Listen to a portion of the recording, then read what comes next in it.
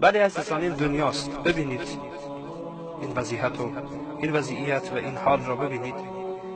اینجا در حقیقت حفره ای نیست که فکر کنید منطقه است حفره است. اگر دقت شود اینجا همه قبر هست، اینجا قبرستان است.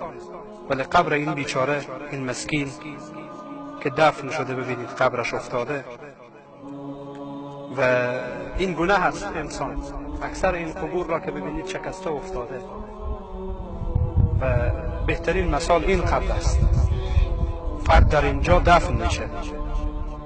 فردی که حالا به هر مقام و جایگاهی که باشه، میخواد رئیس جمهور باشه، میخواد وزیر باشه، میخواد ثروتمند باشه، حاجی صاحب باشه، قاضی صاحب باشه، مولوی صاحب باشه، هر کسی باشه، ما نمیدانیم در اینجا چی فردی حالا دفن هست. خدا بهتر میدونه.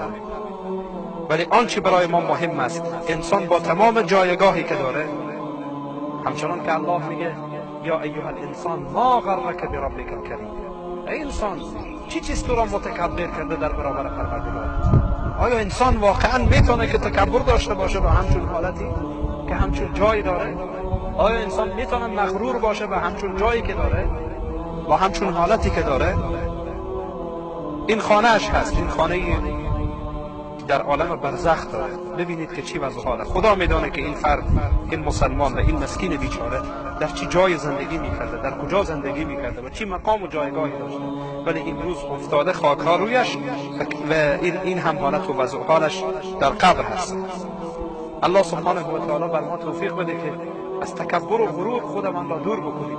همچنان که الله میگه که چی چیز شما را در برابر اللهی که شما را آفریده مغرور کرده؟ چی چیز شما را در برابر الله سبحانه و تعالی گردن کش کرده که شما در برابر الله گردن کشی و سرکشی بکنید؟